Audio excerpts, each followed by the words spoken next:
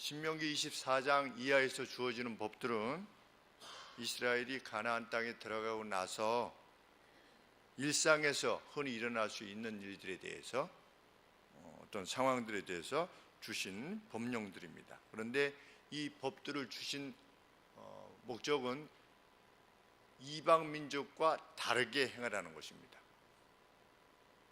그리고 특별히 가나안 땅에 살고 있었던 사람들의 삶의 내용과 구별된 백성으로서 이렇게 살아야 될 것이다 라고 하는 것을 가르치는 내용이 바로 이 내용입니다. 그러니까 이 당시의 사람들은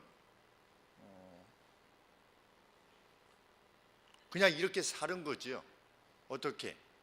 결혼을 했다가 첫 번째 남편이 자기 부인하고 이혼을 했는데 그 여인이 두 번째 남편하고 결혼을 했다가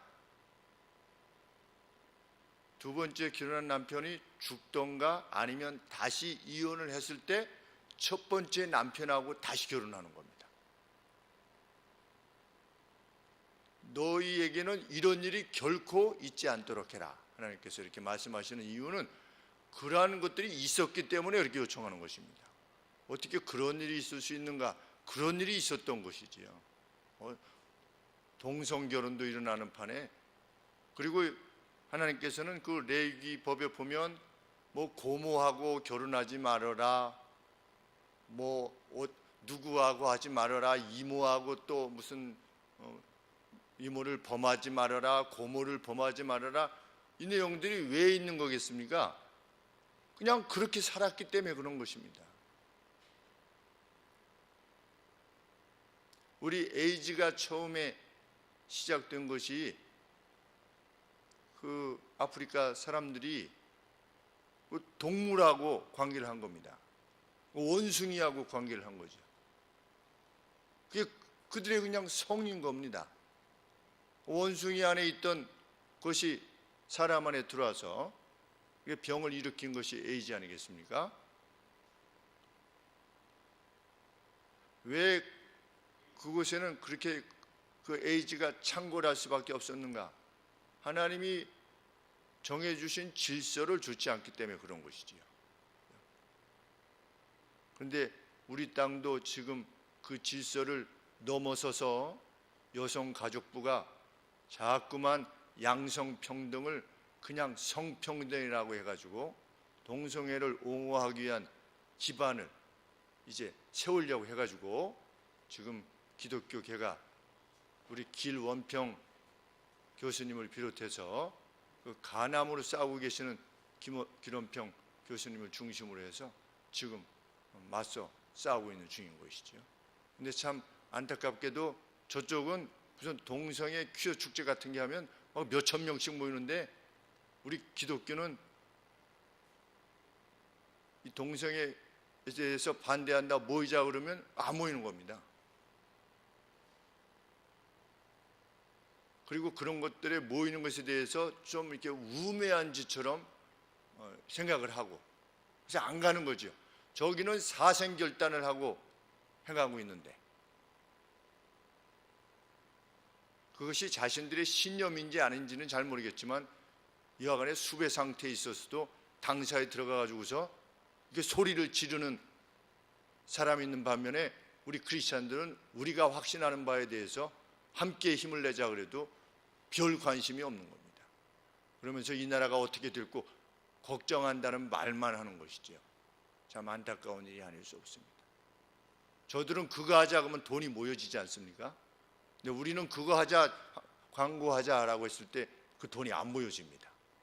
우리 800만, 1000만 명인데도 우리도 조금밖에 못 보냈습니다. 우리 교회도.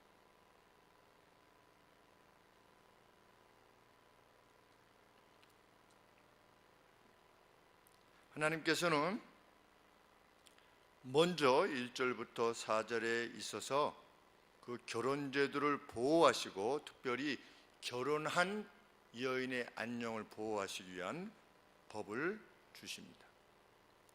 우리 주석에 보면 고대에 있어서 여인의 가치는 참 보잘것없는 것이었다. 기독교가 열어놓은 것이죠. 여성의 가치가 동등하다는 것에 대해서 기독교가 열어놓은 것이 분명합니다. 그래서 이스라엘 주변국에서는 이혼이 그냥 마음대로 되는 것입니다. 어떨 때 이혼이 가능하냐? 레이먼드 브라운이라고 하는 주석가의 주석을 보니까 남편이 여인이 실증 나면 이혼하는 겁니다.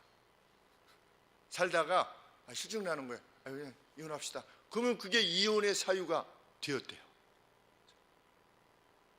우리나라도 무슨 칠거지약 이래서 무슨 아들을 못 낳으면, 아들을 못 낳은 게 무슨 여자만의 책임인 것이겠습니까?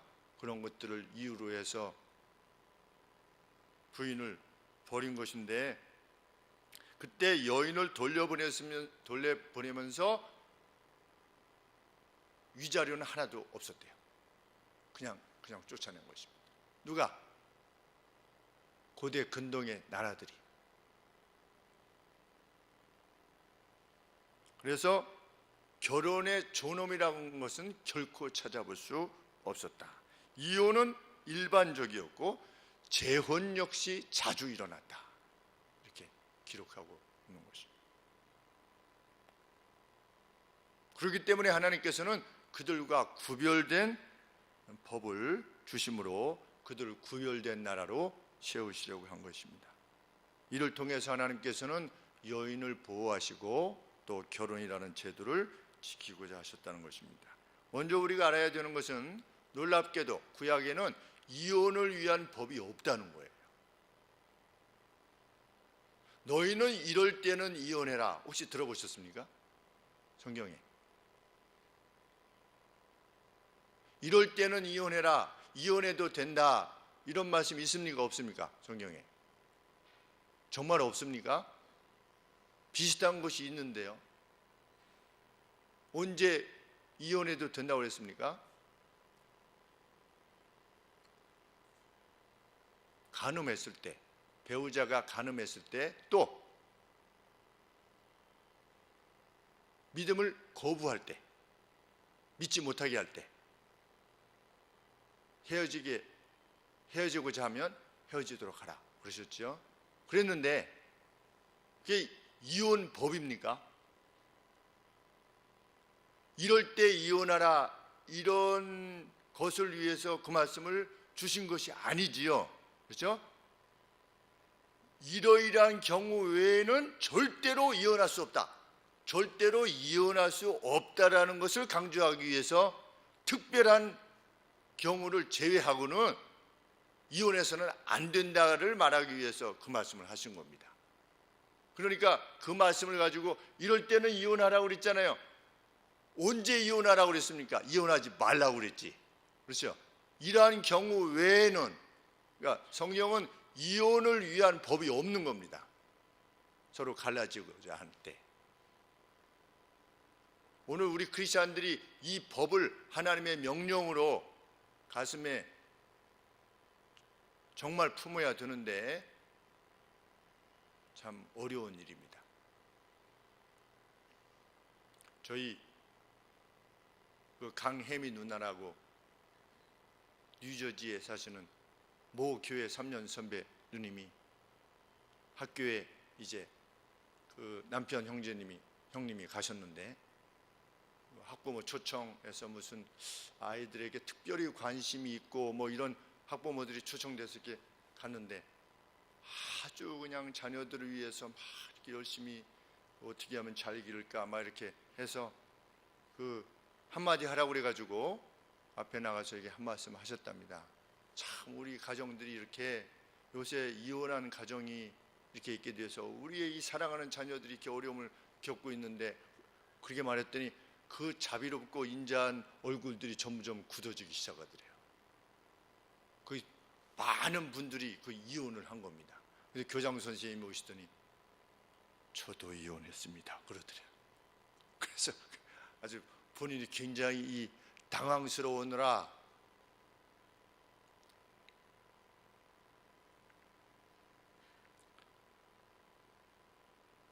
정말 세상은 점차로 배우자에 대한 충성, 그렇죠?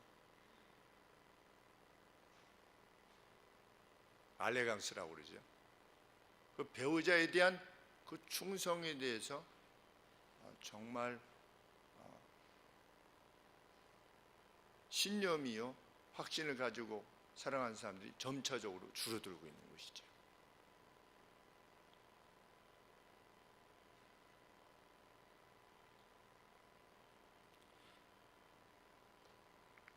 이혼을 위한 법이 없음에도 불구하고 예수님 시대에도 보면 이혼이 일어나고 있었습니다. 그렇죠?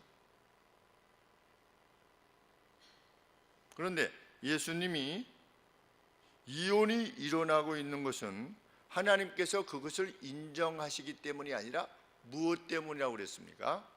너희들의 굳은 마음 때문이다 그랬습니다. 굳은 마음. 우리 마태복음 19장 8절에 보시면 이혼에 대해서 당시의 종교자들과 함께 논하실 때 19장 8절에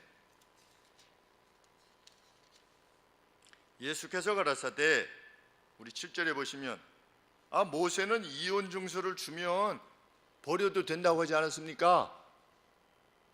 이혼법에 대해서 말씀하지 않았습니까? 그랬더니 예수님이 모세가 너희 마음의 완악함을 인하여 아내 내어버림을 허락하였거니와 본래는 그렇지 아니하니라, 이렇게 말씀하신 것입니다. 하나님께서 버리는 법을 주시는 것이 아니라 너희의 완악함을 위하여 할 수 없이 그것을 제한하는 법을 주셨다는 거죠.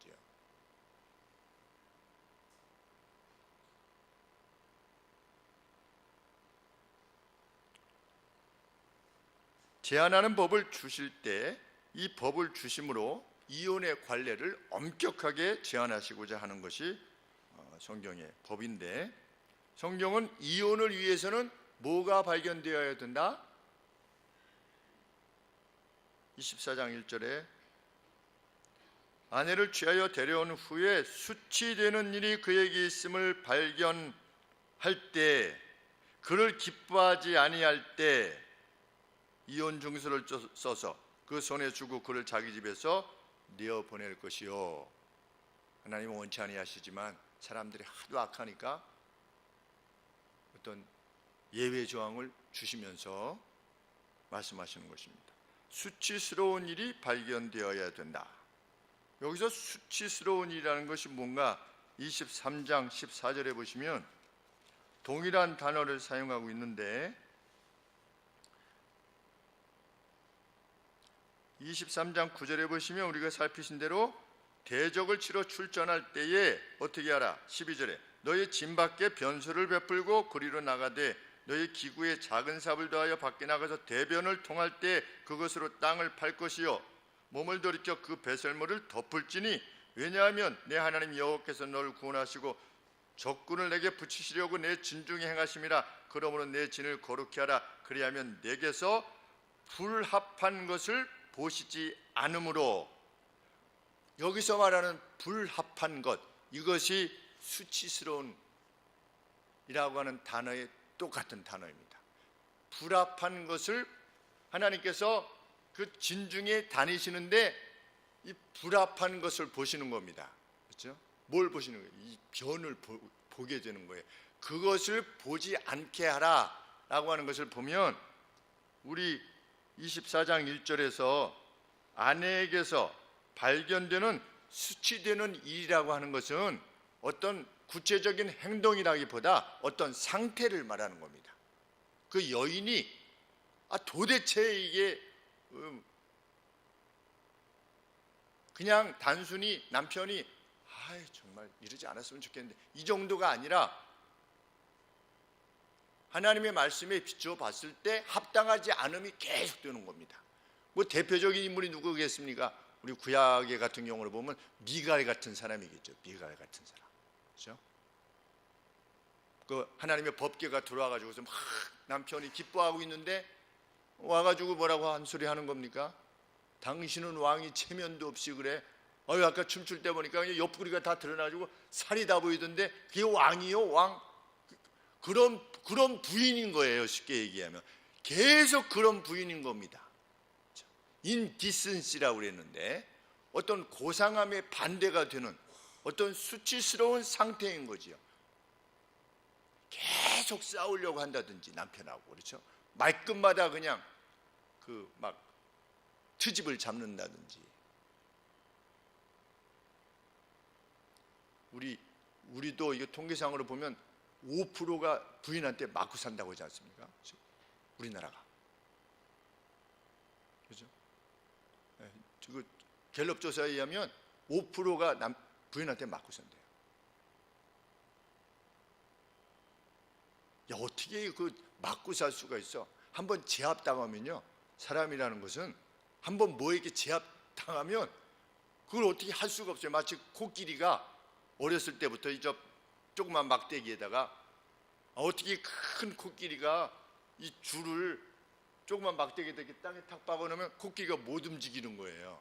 그래서 왜 못 움직이냐고 했더니 어렸을 때 그 새끼가 힘이 아직 덜 있을 때 거기다가 이렇게 막대기에다 박아놓으면 처음에는 이렇게 힘을 쓰다가 안 되니까 체념한대요. 그러면 점점 커도 거기다 막대기 조그만 거 박아놔도 큰 코끼리가 못 움직인대요. 이 체념이라는 것이 그렇게 무서운 거죠.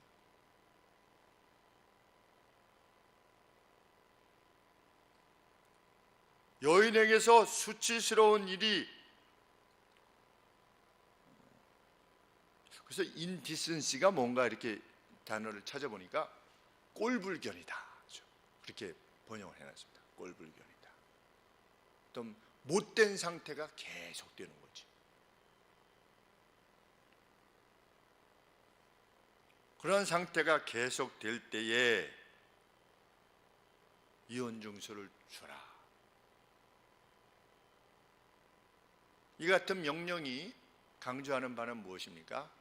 실증이 난다든지 아니면 다른 여인을 사랑하게 되었든지 라고 하는 이유로 결코 나눠질 수 없다는 것입니다. 그러한 이유로.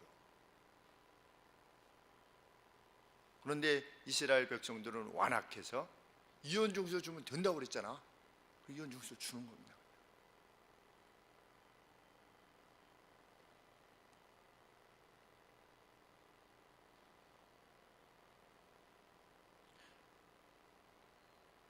이러한 명령은 고대 사회에 있어서 결혼을 보호하는 것이고 또 결혼의 파기에 있어서 여인을 보호하는 길이 되었을 것이 분명합니다. 왜냐하면 이혼 증서를 받았던 여인은 재혼이 가능했기 때문입니다.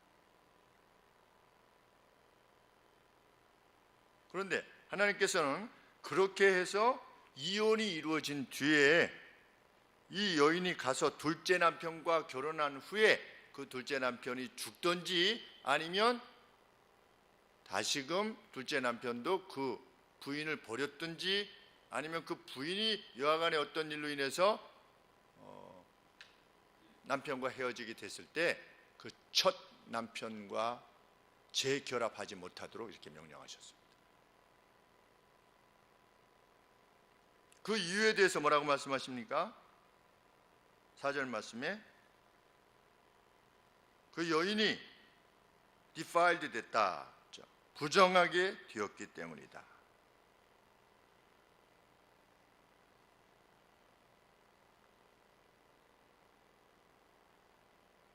그러면 두 번 이혼 당하게 되면 부정하게 된 겁니까? 한 번 이혼하면 부정하지 않아서 다른 후부하고 또 결혼할 수 있고 두 번째 이혼하게 된 여인은 부정해서 다시 결혼할 수 없는 것입니까? 그 여인이 부정하다기보다 그 여인이 다시금 첫 번째 남편하고 가서 재결합하는 것이 그것이 부정하다는 것이지요. 그렇게 되면 그 여인이 어떻게 되는 것이다? 유린되는 것이다. 그렇죠? 여인이 어떤 성적 대상으로만 유린되는 거죠. 내가 버렸다가 둘째 남편이 죽으니까 내가 다시 데려다가 자기 부인을 삼는 겁니다. 쉽게 얘기하면. 그럼 그 여성은 어떻게 되는 겁니까? 그냥 유린되는 것이지요. 그것을 금하신 것입니다. 그 누군가 이 구약의 법은 또 신약의 법은 남성 위주로 기록되어 있어서 남성 본위의 사회 속에서 기록되어 있기 때문에 가령 예를 들면 여자가 가르치는 것을 교회에서 가르치는 것을 허락지 아니한다 라고 하는 것이 그 시대의 유물일 뿐이다 라고 말하는 자들이 있는데 성경은 이미 3400년 전에 여성에 대해서 말하고 있는 겁니다. 다른 나라와 다른 이방의 나라와 구별되어 이 말씀을 하고 있는 것이지요. 하나님의 법이 시대에 의해서 제한받을 수 있다? 어떻게 그렇게 믿을 수 있는지 정말 이해가 안 되는 것입니다.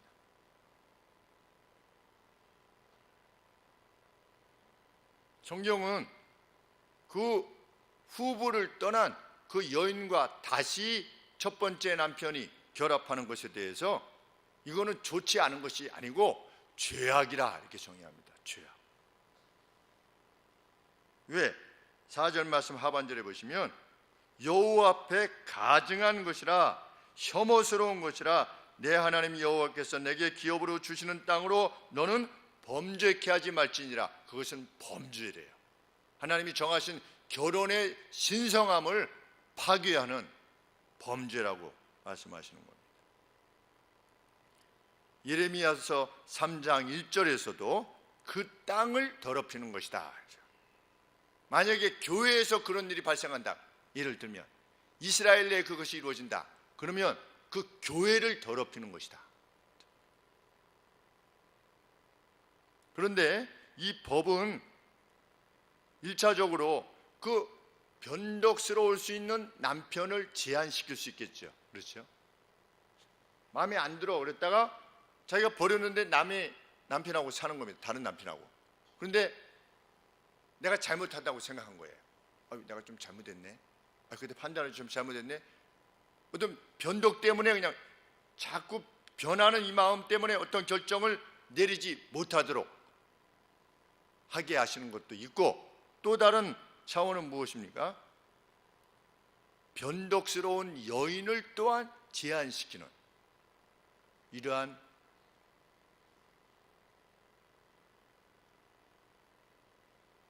어떤 뜻도 담고 있지 않는가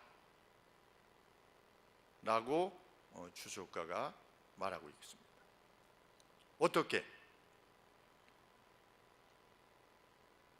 수치스러운 것이 발견된 여인이 간 거예요.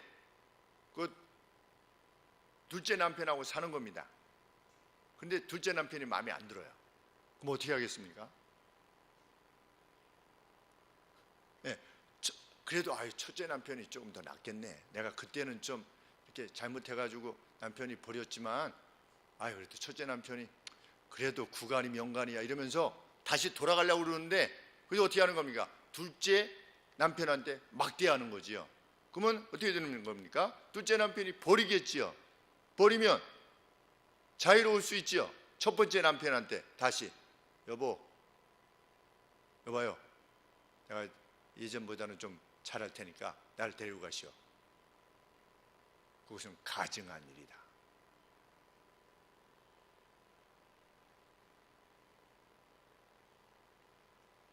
성경이 우리에게 분명히 가르친 바는 결혼이란 인생의 전부에 해당되는 것이다.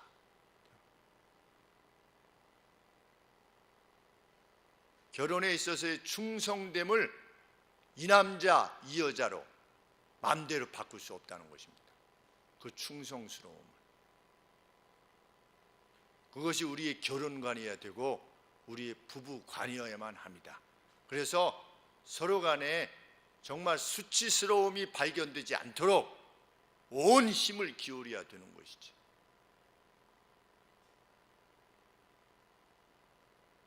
이렇게 저렇게 만나는 무슨 동창, 무슨 조기회, 이런 분들 이렇게 만나면 50대 이상 분들 정도 만나면 한결같이 하시는 말씀이 사랑으로 사는 사람이 어디 있어? 그냥 사는 거지.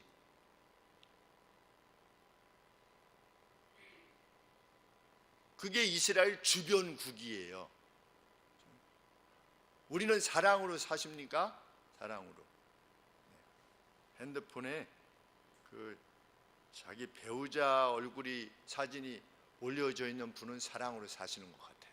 문명수 집사님 같은 경우, 오하정 집사님 사진을 거기다가 배경화면으로 이렇게. 우리는 이런 점에 있어서 세상과 달라야 되는 거예요. 세상과.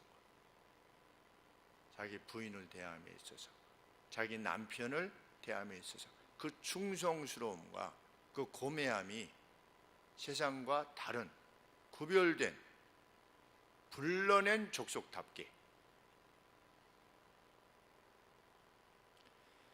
주님은 아까 말씀드린 그 마태복음 19장 이하에서 결혼에 대한 하나님의 목적은 그 누구도 결혼을 파기하지 않는 것이다, 이렇게 가르치셨고, 부부란 하나가 되는 것이며 그들의 결합은 인생 전반을 위한 것이다, 이렇게 가르쳐 주셨고, 하나님께서 맺어주신 것을 사람이 결코 나눌 수 없다, 이렇게 결론해 주셨습니다.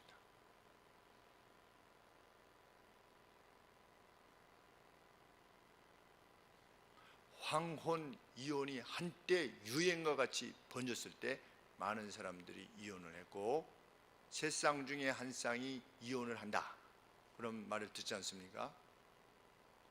얼마나 하나님의 법으로부터 멀어져 가고 있는 이 땅인지 알 수가 없습니다. 점차적으로 정말 이 땅이 그래도 동방예의지국이라고 할 때만 해도 그래도 하나님이 정하신 법에 그래도 근사하게 있었었는데, 요새는 그냥 막 나가는 거지요, 이 땅이. 정말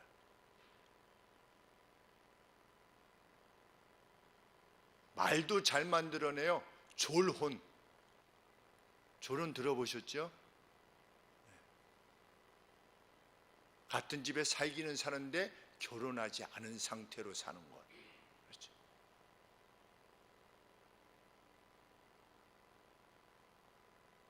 참 하나님의 법으로부터 얼마나 멀어져 있는가.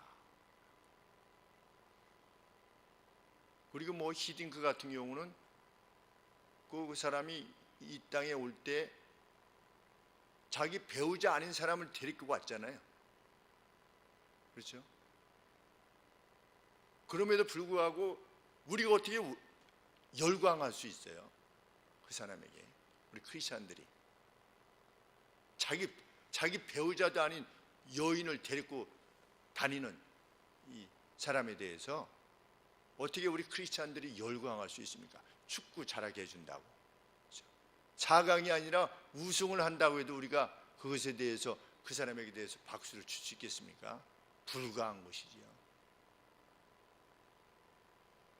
다시 데리고 오자고 그런다는데 참 안타까운 일입니다. 꽁 잡는 게 매다. 우리 그럴 수 있습니까? 우리 크리스천들이 그럴 수 없죠. 그것을 보면 역겨워해야죠. 정말. 왜? 하나님 보시기에는 정말 역겨운 것이니까, 혐오스러운 것이라고, 가증한 것이라고, 그런 관계에 대해서 가증한 것이라고 말씀하십니까?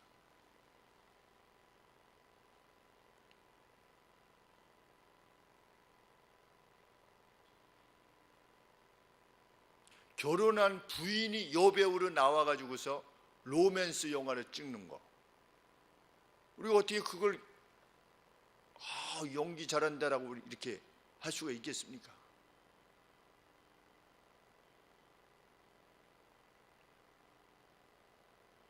결혼한 부인이 나와가지고 맥주 선전하면서 섹시한 모습으로 막 이렇게 요염을 떠는 그것에 대해서 우리가 가증히 여겨야 되지 않겠습니까?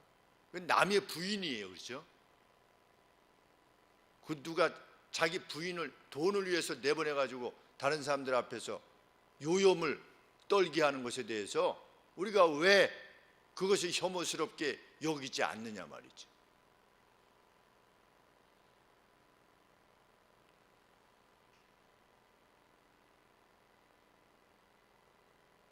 레이먼드 브라운이라고는 아까 그 주석가는 그 주석에서 이렇게 말하고 있습니다. 이스라엘 사람들은 예수님 때에 이혼의 이유로 부인 얼굴이 못생겼다고 해서 이혼했대요. 그 기록이 있대요. 이렇게 그렇게 가르쳤대요. 부인이 못생기면 이혼할 수 있다. 이렇게 유대의 랍비들이 가르친 겁니다.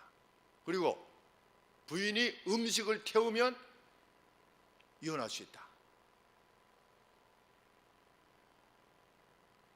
여인은 간음죄가 있을 수 있지만 남자는 간음죄가 있을 수 없었대요. 여인은 다른 남자 이렇게 하면 그걸 간음죄를 물을 수 있는데 남자는 그렇게 해도 상관이 없다고 그렇게 가르친 겁니다. 이분은 아주 굉장히 유명한 주석가이기 때문에 그냥 헛된 말을 하지 않았을 겁니다. 그 증거 자료들이 있겠지요. 우리는 예수님께서 간음 외에 그 어떤 경우라도 이혼을 허락할 수 없다 하신 그 이유가 무엇인지 알게 되는 겁니다. 그렇죠? 얼굴 못생겼다고 너희들이 이혼 증서 주면 된다고 그러지 않았습니까? 이렇게 한 거지요. 얼마나 악했는가 알게 됩니다.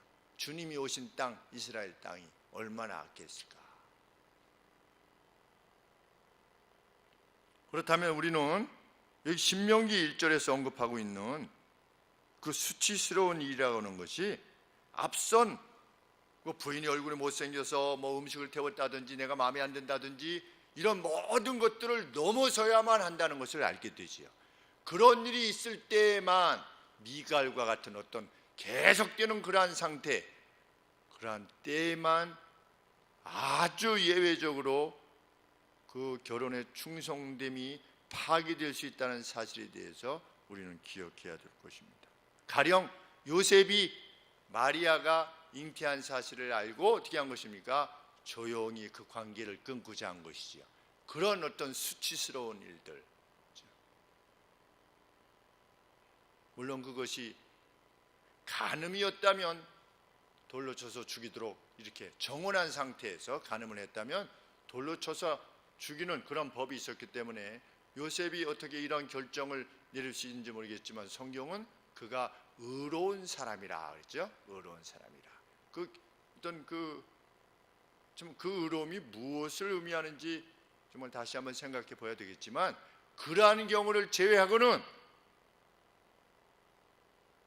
우리가 그 충성스러움을 계속 유지하기 위해서 온 힘을 기울여야 된다는 것이겠습니다. 일생에 거친 배우자에 대한 헌신이 우리 안에 있기를 원합니다.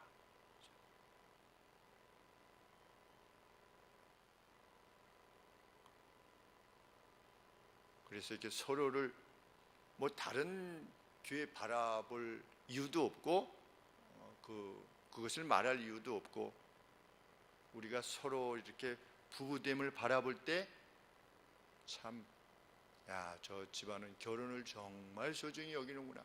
끝까지 사랑하고 끝까지 충성스럽구나 서로에 대해서 라고 하는 그러한 부부로서 참 빛과 소금의 역할을 감당할 수 있게 되기를, 구별된 우리의 삶을 살 수 있게 되기를 간절히 원하는 것입니다.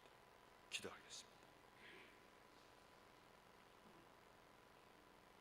하나님 아버지, 말씀 그대로 정말 배우자에 대한 결혼 제대로 세우신 주님에 대한 충성으로서 우리 배우자들에 대한 충성을 다 기울이는 저희가 되게 하여 주시옵소서.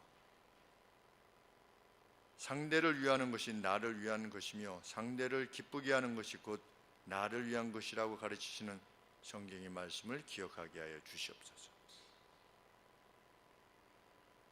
죄로 말미암아 들어온 배타성이, 남으로 보는 그 배타성이 부부간의 관계 속까지 들어오지 않도록 하나님 죄를 물리치는 저희들이 되게 하여 주시옵시고, 하나님께서 결혼할 때 허락하셨던 그 뜨거움을 위하여 분투하여 나가는 저희들 되게 하여 주사, 세상이 아버지 그런 저희들의 부부됨을 통하여서도 그리스도를 만나게 하시고 그리스도를 앙망하게 하여 주시옵소서. 조금만 우리가 주의 뜻대로 행한다면 세상은 다시금 주님께로 돌아오리라 믿고, 그 세상 가운데 우리의 가족들과 친족들과 우리의 친구들이, 동료들이 저희들을 통하여 그리스도의 그 가르침에, 그 법의 고상함을 함께 확신하게 되리라 믿습니다. 하나님, 여기까지 기도하며 늘 나아가는 저희들 되게 하여 주시옵소서. 포기하지 않게 하시고 뒤로 물러서지 않게 하여 주시옵소서. 예수님의 이름으로 기도합나이다. 아멘.